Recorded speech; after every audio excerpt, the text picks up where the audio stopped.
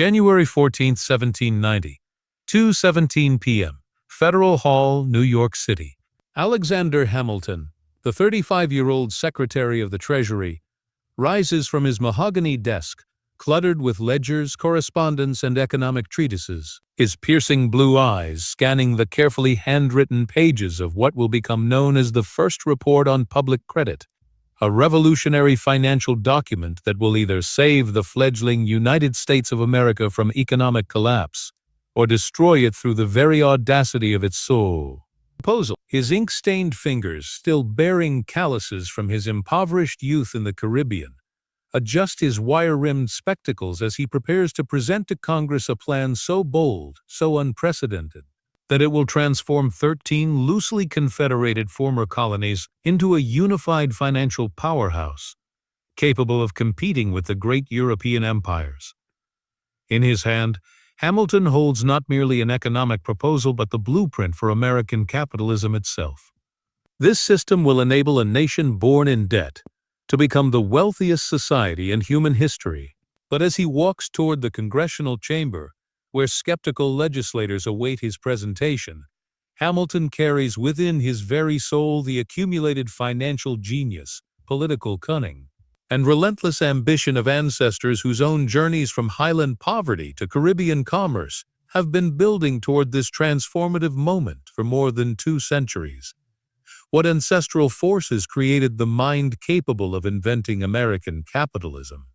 What bloodlines converged to produce someone who could envision financial systems that had never before existed?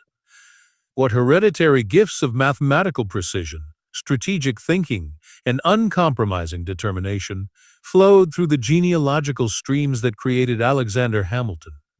To comprehend the architect of America's financial foundation, we must travel backward through the generations that forged his extraordinary intellect, through the Scottish Highlands, where his paternal ancestors learned the harsh mathematics of survival in a landscape that rewarded only the most cunning and resilient, through the French Huguenot communities where his maternal forebears mastered the arts of international commerce and religious resistance, through the brutal realities of Caribbean plantation society where these separate family traditions merged in circumstances that would have destroyed lesser bloodlines, but instead produced one of history's most brilliant economic minds. Alexander Hamilton was not simply an individual who happened to possess unusual financial acumen.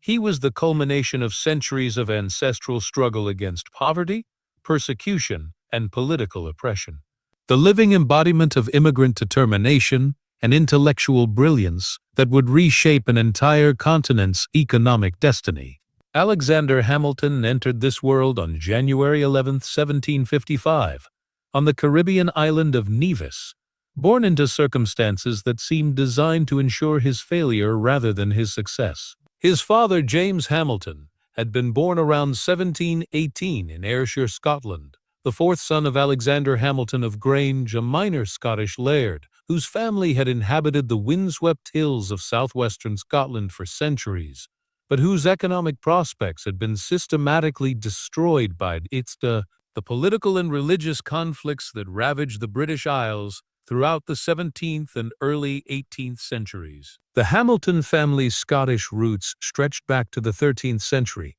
when Sir Gilbert de Hameldon had been granted lands in Renfrewshire by Robert the Bruce in recognition of his service during Scotland's wars of independence against English domination. Sir Gilbert, born around 1280, had inherited from his Norman ancestors not just military prowess, but also the strategic thinking and administrative capabilities that had made Norman knights the most effective feudal administrators in medieval Europe. The de Hameldon family had originally come to Scotland as part of the Anglo-Norman settlement encouraged by Scottish kings, who sought to modernize their realm by importing the administrative techniques that had made Norman England one of medieval Europe's most efficiently governed kingdoms. Sir Gilbert's son, Sir David Hamilton, born around 1310, had expanded the family's landholdings through a combination of military service,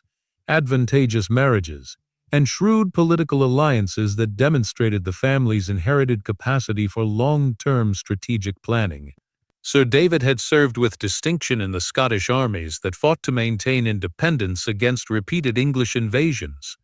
But he had also understood that military success alone was insufficient to ensure family survival, that lasting prosperity required economic diversification, political flexibility, and the ability to adapt quickly to changing circumstances. Through the 14th and 15th centuries, successive generations of Hamiltons had continued to expand their influence through a combination of military service, political maneuvering, and economic innovation that reflected their ancestors, understanding that survival in medieval Scotland required not just physical courage, but also intellectual sophistication and strategic patience. Sir John Hamilton, born around 1370, had been among the first Scottish nobles to recognize the economic potential of international trade, establishing commercial relationships with Flemish merchants that brought continental manufacturing techniques and financial innovations to Scotland decades before such practices became common in other parts of the British Isles. The Hamilton family's rise to prominence reached its peak during the late 15th and early 16th centuries, when they became closely allied with the Scottish royal house through a series of marriages and political appointments that demonstrated their family's capacity for identifying and capitalizing upon emerging opportunities. Sir James Hamilton, born around 1415, had married Lady Mary Stuart, daughter of King James the Scotland, a union that elevated the Hamilton family to the highest ranks of Scottish nobility and provided them with political influence that would persist for generations. But it was James Hamilton, 2nd Earl of Arran, born around 1516, who demonstrated most clearly the combination of political acumen and strategic thinking that would later characterize his distant descendant Alexander Hamilton's approach to American financial policy. As Lord Protector of Scotland during the minority of Mary, Queen of Scots, the 2nd Earl had been forced to navigate the treacherous waters of 16th-century European politics, balancing Scottish independence against English pressure, Protestant Reformation against Catholic tradition, French alliance against English intimidation. His success in maintaining Scottish autonomy during one of the most dangerous periods in the nation's history required precisely the kind of strategic thinking, coalition building, and long-term planning that would later enable Alexander Hamilton to create financial systems capable of unifying 13 diverse and often antagonistic American states. The Hamilton family's political influence continued through the 16th and 17th centuries, but their economic fortunes began to decline as religious warfare, political upheaval, and economic transformation gradually eroded the foundations of Scottish aristocratic power. The Protestant Reformation had divided Scottish society between those who supported religious change and those who remained loyal to Catholic tradition, forcing noble families to choose sides in conflicts that often pitted religious conviction against political advantage. The Hamilton family's attempt to maintain neutrality in these religious disputes, while politically prudent in the short term, ultimately cost them the kind of partisan political support that was necessary for maintaining influence in an increasingly polarized society. The union of the Scottish and English crowns in 1603, followed by the union of the Scottish and English parliaments in 1707, had further eroded the Hamilton family's political relevance by transferring power from Edinburgh to London and reducing Scottish nobles to junior partners in a British political system dominated by English interests. The economic changes that accompanied political union, the gradual shift from feudal agriculture to commercial capitalism, the increasing importance of international trade relative to land ownership, the growing influence of urban merchants relative to rural aristocrats, had systematically undermined the sources of wealth and power that had sustained the Hamilton family for centuries. By the time James Hamilton, Alexander's father, was born around 1718, the family had fallen far from their aristocratic heights, retaining their noble lineage, but lacking the economic resources necessary to maintain their traditional lifestyle or social position. James Hamilton grew up in a household that preserved the memories and pretensions of past greatness, while struggling with the harsh realities of economic decline. A combination that instilled in him both aristocratic ambitions and a practical understanding of how quickly circumstances could change for those who lacked adequate financial resources. James Hamilton's father, Alexander Hamilton of Grange, born around 1680, had attempted to restore the family's fortunes through involvement in various commercial ventures and investment schemes. But his efforts had been frustrated by the economic limitations of early 18th century Scotland and by his own lack of practical business experience. The failed Darien scheme of the 1690s, Scotland's disastrous attempt to establish a colonial empire in Central America, had cost the Hamilton family a significant portion of their remaining capital, and had demonstrated the dangers of speculative investment in an era when financial markets were primitive and regulatory oversight was non-existent. Alexander Hamilton of Grange had married Margaret Pollock around 1705, a union that brought together two Scottish families that had experienced similar patterns of aristocratic decline and economic struggle. Margaret Pollock had been born around 1685 to a family that had once possessed substantial landholdings in Renfrewshire, but that had lost much of their wealth through the religious and political conflicts of the 17th century. The Pollock family had been supporters of the Presbyterian cause during the religious wars that had devastated Scotland, and while their political loyalty had eventually been vindicated by the Protestant settlement that followed the Glorious Revolution of 1688.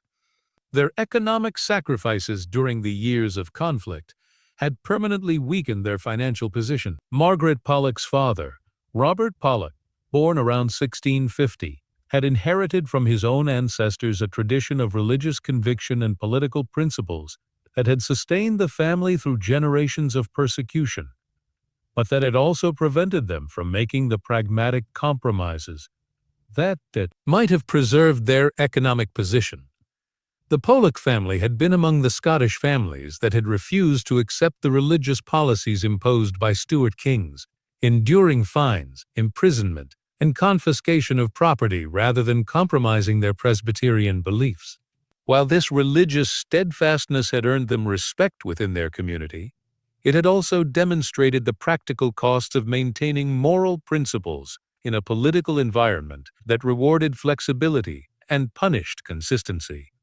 The marriage of Alexander Hamilton of Grange and Margaret Pollock had thus united two family traditions that would prove to be crucial influences on their descendant, Alexander Hamilton's later career. From the Hamilton side came the tradition of strategic thinking, political maneuvering, and long-term planning that had enabled their ancestors to rise from minor Norman knights to major Scottish nobles. From the Pollock side came the tradition of moral conviction, religious principle, and willingness to sacrifice material advantage for the sake of maintaining ethical standards. This combination of strategic sophistication and moral commitment would prove to be one of Alexander Hamilton's most distinctive characteristics,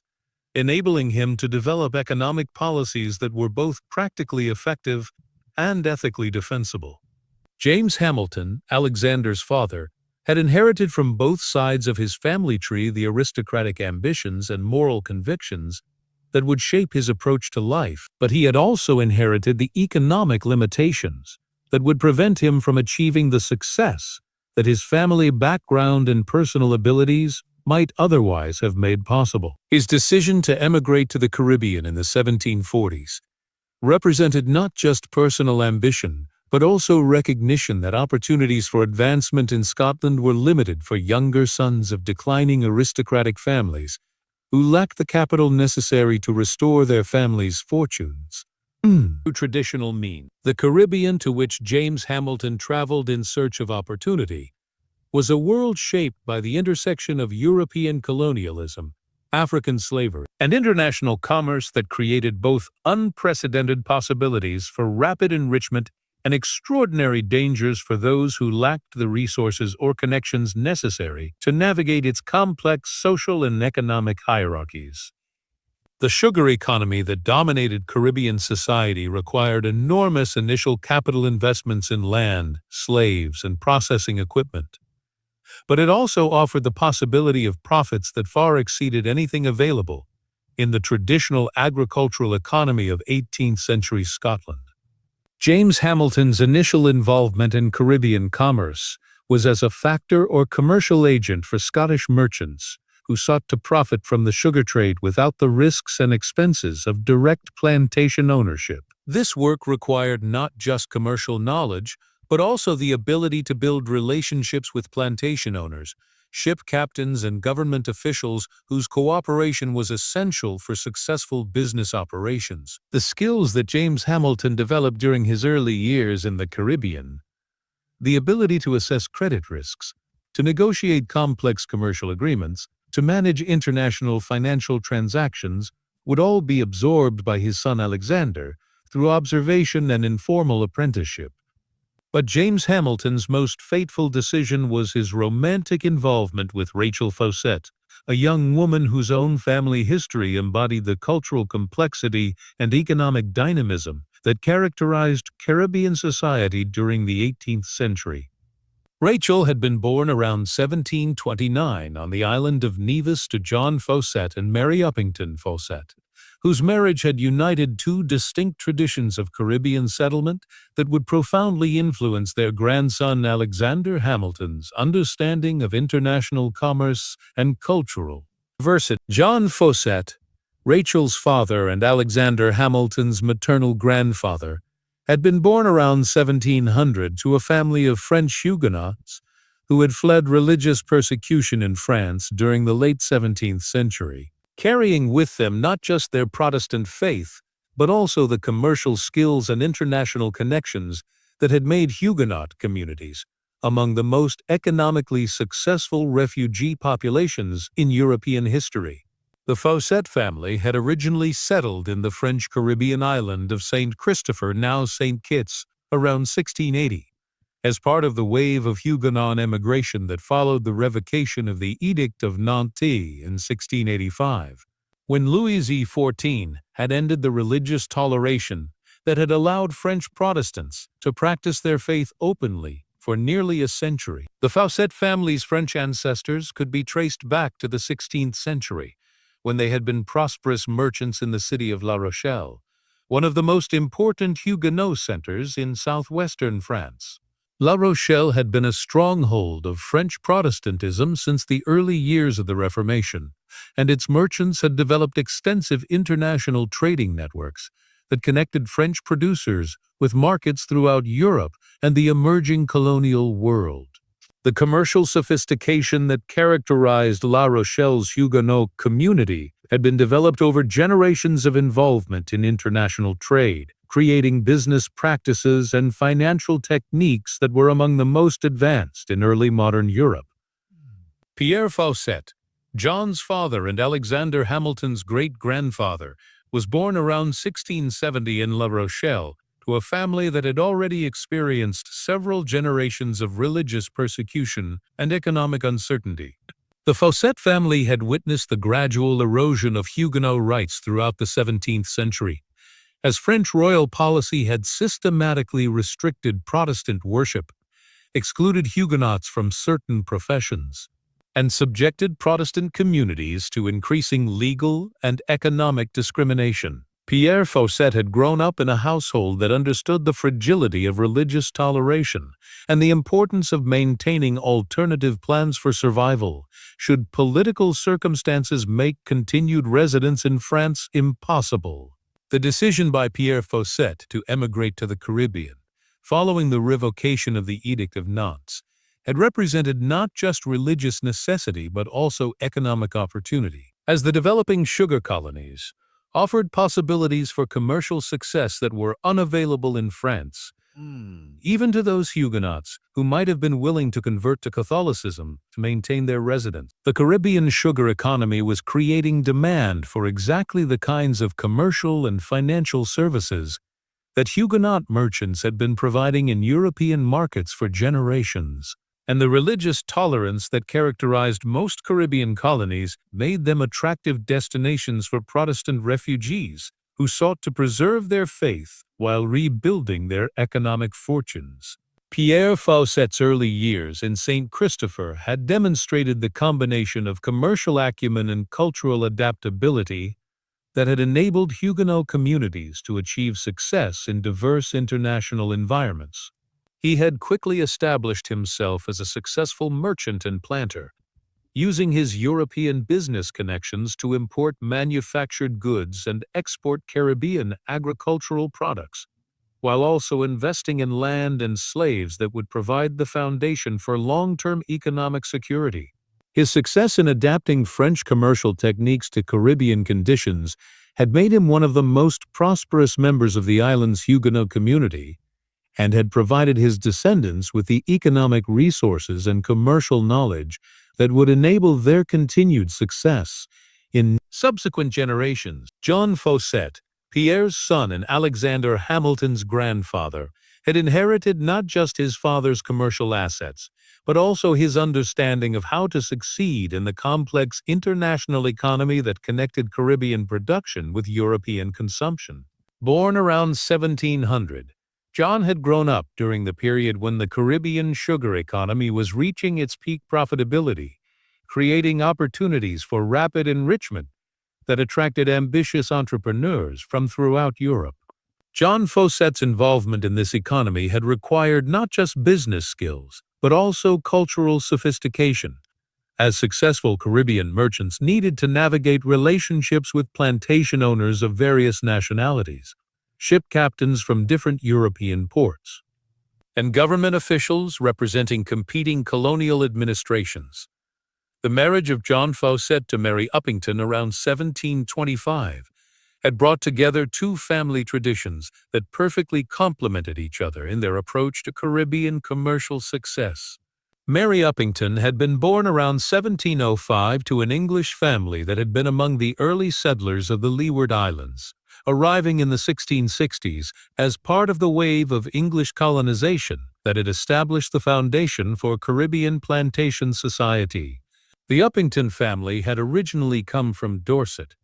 where they had been involved in the wool trade that connected English textile producers with continental European markets, providing them with the commercial experience and international connections that proved valuable in developing Caribbean business relationships. Mary's father, Thomas Uppington, had been born around 1675 in England to a family that had supported Parliament during the English Civil War, demonstrating their commitment to Protestant political principles and their willingness to sacrifice economic advantage for the sake of maintaining religious qiyad and political convictions. The Uppington family's involvement in the Puritan cause had cost them some of their English properties during the periods of royalist ascendancy, but it had also connected them with networks of Protestant merchants and colonial entrepreneurs who were developing new forms of international commerce based on religious and political solidarity rather than traditional aristocratic connections. Thomas Uppington's decision to emigrate to the Caribbean had represented both political necessity and economic opportunity, as the restoration of the English monarchy in 1660 had created uncertainties for families that had been closely associated with the parliamentary cause. The Caribbean colonies offered Puritan emigrants the possibility of maintaining their religious practices and political principles, while also participating in the economic expansion that was creating unprecedented opportunities for commercial success. Thomas Uppington's early investments in land and trade in the Leeward Islands had provided the foundation for family prosperity that would sustain his descendants for several generations. The union of John Fawcett and Mary Uppington had thus combined French Huguenot commercial sophistication with English Puritan political principles,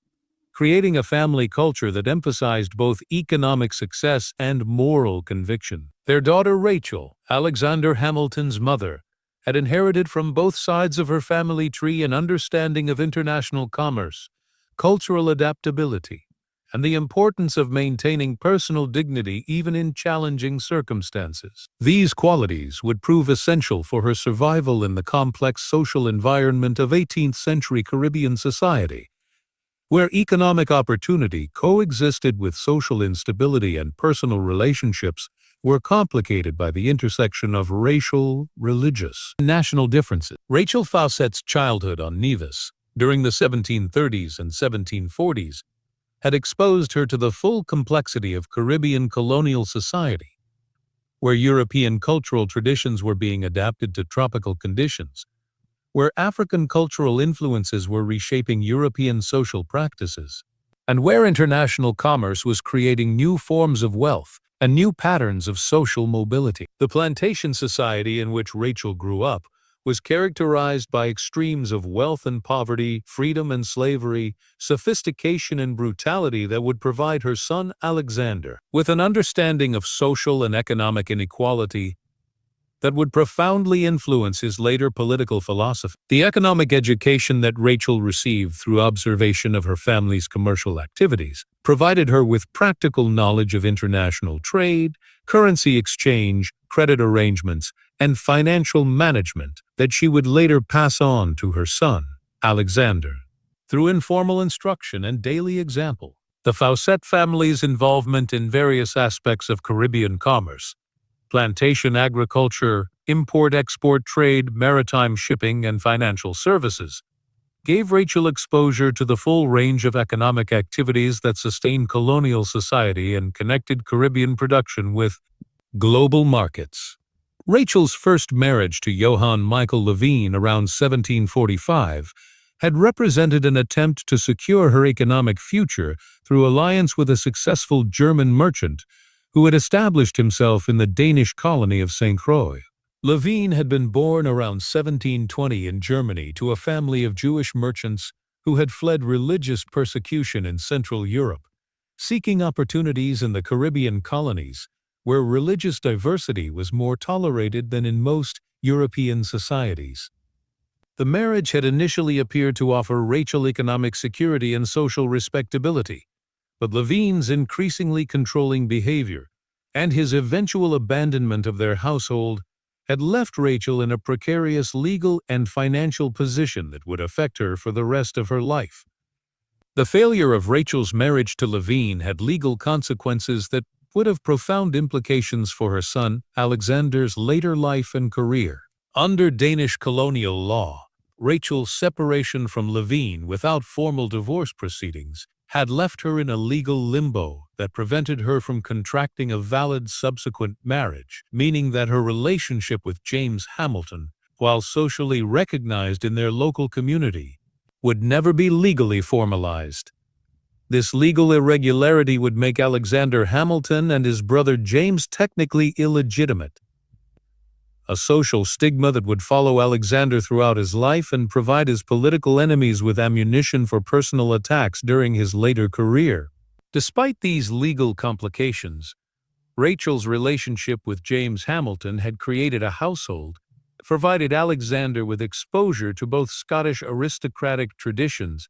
and French Huguenot commercial practices, a combination that would prove crucial in shaping his understanding of both political leadership and economic innovation. James Hamilton's stories about his family's involvement in Scottish politics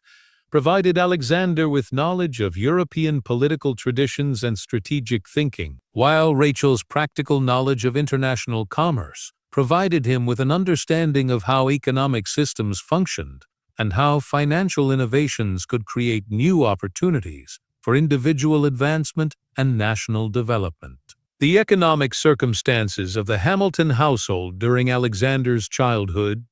had been characterized by the kind of genteel poverty that affected many Caribbean families whose social pretensions exceeded their financial resources. James Hamilton's work as a commercial agent provided irregular income that depended on the success of various trading ventures and the reliability of his merchant principals, while Rachel's family connections provided some social standing but limited financial support. The family's frequent moves between different Caribbean islands reflected both James Hamilton's search for better business opportunities and the economic instability that characterized their circumstances. Alexander Hamilton's early education had been provided primarily by his mother, Rachel,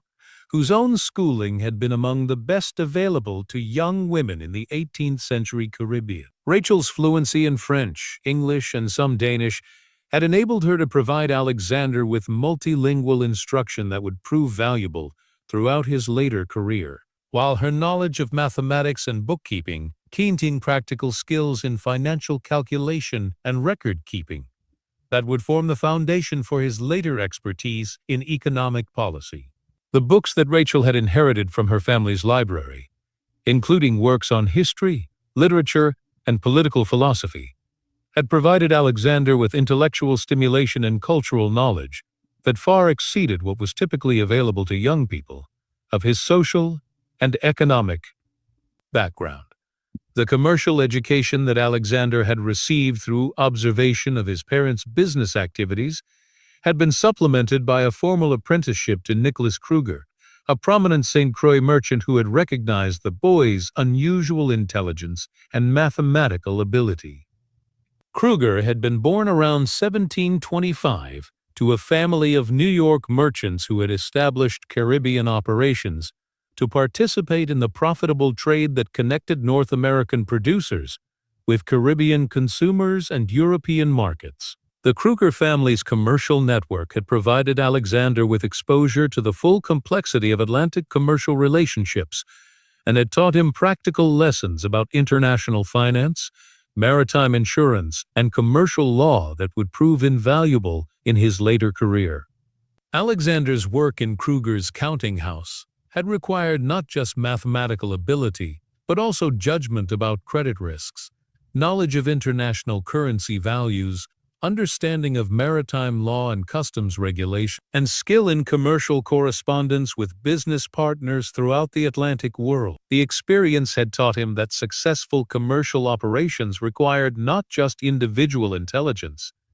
but also systematic organization, careful record-keeping, and the ability to anticipate and plan for changing market conditions. These lessons about the importance of institutional structure and procedural regularity in commercial success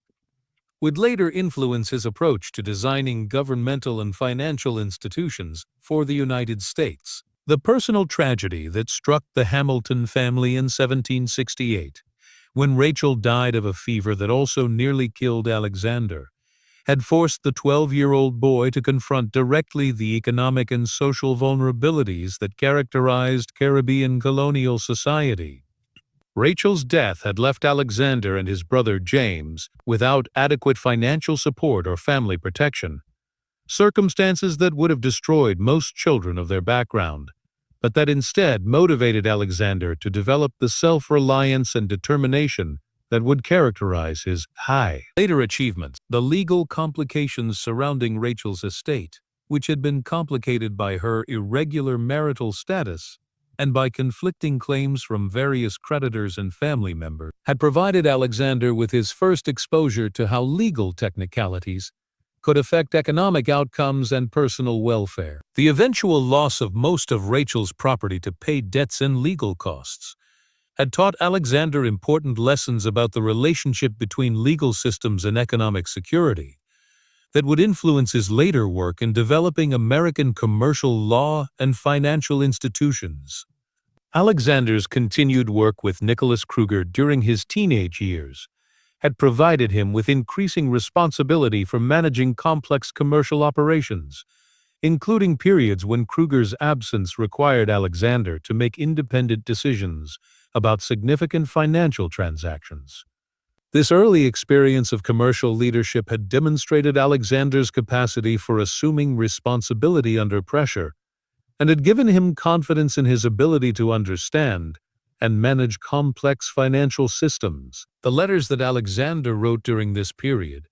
managing Kruger's business correspondence with partners throughout the Caribbean and North America, had shown literary ability and analytical sophistication that impressed experienced merchants and professional men throughout the region.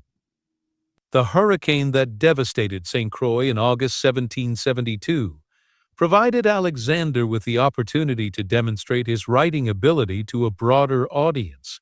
through a letter describing the storm's effects that was published in the local newspaper. The eloquence and religious sentiment of this letter had impressed local community leaders who recognized that Alexander possessed intellectual abilities that were being wasted in routine commercial employment. Their decision to raise funds to send Alexander to North America for formal education had represented not just personal charity, but also recognition that his talents could contribute to the broader development of American society if properly cultivated through advanced education.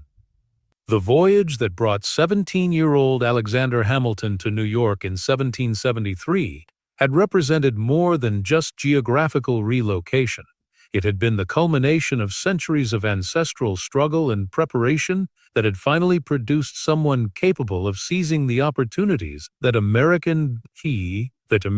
society offered to those with the intelligence, determination, and vision necessary for leadership in a rapidly changing world. The Scottish traditions of strategic thinking and political sophistication that he had inherited from his father's family, combined with the French Huguenot traditions of commercial innovation and international perspective that he had inherited from his mother's family, had created in Alexander Hamilton a unique combination of abilities that would prove perfectly suited to the challenges of creating economic and political institutions for a new nation. The education that Alexander had received through his Caribbean experiences, the exposure to cultural diversity, the practical knowledge of international commerce, the understanding of legal and social complexity, the experience of personal hardship and family tragedy, had provided him with intellectual sophistication and emotional maturity that distinguished him from most other young men of his generation. His apprenticeship in the commercial counting house had taught him that economic systems could be understood and managed through careful analysis and systematic organization, while his observation of Caribbean political relationships had shown him how different cultural and national groups could be induced to cooperate for mutual benefit despite their underlying conflicts and competing interests. When Alexander Hamilton arrived in New York in 1773, he carried within his mind and character the accumulated wisdom of all those ancestral traditions that had been building toward this moment of opportunity. The Norman strategic thinking that had enabled his distant Hamilton ancestors to rise from minor knights to major Scottish nobles, combined with the French Huguenot commercial sophistication that enabled his Fawcett ancestors to succeed in international trade despite religious persecution, had created in Alexander Hamilton the intellectual tools necessary for understanding and managing the complex challenges that would face American society during its formative years. The Protestant religious convictions that he had inherited from both sides of his family tree, the Presbyterian principles of his Scottish ancestors, and the Huguenot faith of his French ancestors, had instilled in him moral convictions about individual responsibility and social justice that would provide the ethical foundation for his later political philosophy. The experience of economic hardship and social marginalization that had characterized his childhood had taught him that personal advancement required not just individual effort but also institutional support and community cooperation, lessons that would influence his approach to designing economic policies that promoted both individual opportunity and national development. As Alexander Hamilton began his American education at King's College, now Columbia University, in 1774, he was not simply a talented immigrant seeking personal advancement, but the culmination of centuries of ancestral preparation for American leadership. The intellectual abilities that enabled him to master advanced mathematics, political philosophy, and economic theory were the products of genetic inheritance and cultural transmission that stretched back through generations of Scottish nobles and French merchants who had developed their own forms of sophisticated thinking under the pressures of political conflict and economic competition. The communication skills that would later make Hamilton one of the most effective political writers and speakers in American history had been developed through the intersection of Scottish storytelling traditions, French intellectual sophistication, and Caribbean commercial correspondence, creating in him a literary ability a combined analytical precision with emotional persuasion. The understanding of international relationships that would enable him to design economic policies connecting American development with global markets had been acquired through childhood exposure to the commercial networks that linked Caribbean production with European consumption and North American demand. The political instincts that would make Hamilton one of the most influential figures in early American government had been shaped by ancestral experiences of Scottish clan politics, French religious warfare, and Caribbean colonial administration, providing him with a sophisticated understanding of how different groups could be induced to cooperate, despite their competing interests and conflicting loyalties. The economic knowledge that would enable him to create the financial systems that established American credit and promoted national development had been acquired through practical apprenticeship in international commerce and theoretical study of European economic thought, creating in him a unique combination of practical experience and intellectual sophistication. When Alexander Hamilton rose in Federal Hall on that January afternoon in 1790 to present his report on public credit to the assembled representatives of the American people, he was not simply offering his personal opinions about financial policy, but giving voice to centuries of ancestral wisdom about the relationships between individual enterprise and community welfare, between national development and international cooperation, between economic innovation and political stability. The financial system that he proposed, with its emphasis on federal assumption of state debts, creation of a national bank, and establishment of reliable sources of government revenue, represented the culmination of everything that his ancestors had learned about the conditions necessary for economic prosperity and political stability. The vision of American economic development that Hamilton articulated in his Treasury reports was not just the product of his individual genius, but the synthesis of ancestral traditions that had been building toward this moment of creative synthesis for generations. The Scottish understanding of strategic planning and long-term thinking, combined with the French appreciation for commercial innovation and international perspective, had created in Hamilton the intellectual framework necessary for designing economic institutions that could unite 13 diverse states into a single prosperous nation, capable of competing successfully with the established powers of Europe. The speech that Alexander Hamilton delivered that afternoon would reshape not just American economic policy, but the entire trajectory of national development, establishing principles of federal financial responsibility and governmental economic activism that would guide American growth for generations to come. But the true significance of that moment lay not just in the policies that Hamilton proposed, but in the demonstration that American society could produce leaders capable of intellectual achievement and institutional innovation that equaled or surpassed anything that European civilization had accomplished. The Alexander Hamilton, who stood before Congress that day, was the living embodiment of the American promise that individual merit could triumph over circumstances of birth, that intellectual ability could overcome social disadvantage, that determination and vision could transform not just personal circumstances, but entire societies. The centuries of ancestral struggle that had culminated in his achievement, the Scottish nobles who had maintained their dignity despite political defeat, the French merchants who had preserved their commercial knowledge despite religious persecution, the Caribbean entrepreneurs who had built successful enterprises despite social instability, had finally produced someone capable of translating their accumulated wisdom into institutions that would benefit not just his own family, but all future generations of Americans.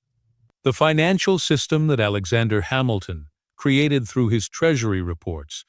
would prove to be one of the most successful and enduring achievements of the American founding generation, establishing the credit and institutional framework that enabled the United States to become the world's dominant economic power within less than a century and a half of its founding. But the deeper significance of Hamilton's achievement lay in its demonstration that American society could produce intellectual and political leadership that was capable of original thinking and creative institutional design, that the New World could not just imitate European models, but could improve upon them in ways that would benefit all humanity.